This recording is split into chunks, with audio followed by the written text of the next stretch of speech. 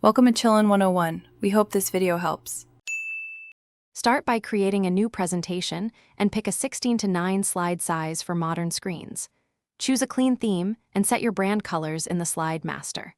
Configure fonts and logo placement once in the master to ensure consistency across slides. Save the file as a PPTX and enable auto recover every 10 minutes for safety. Rename the file with a clear title and version number to track edits easily.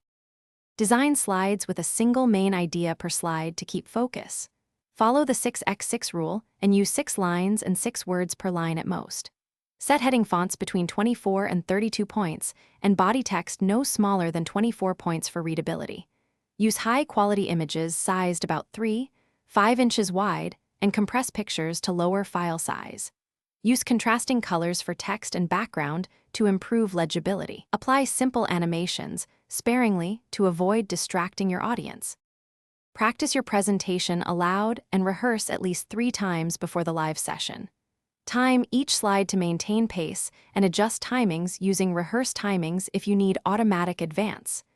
Use presenter view so you can see notes, upcoming slides, and elapsed time while the audience sees only the slide.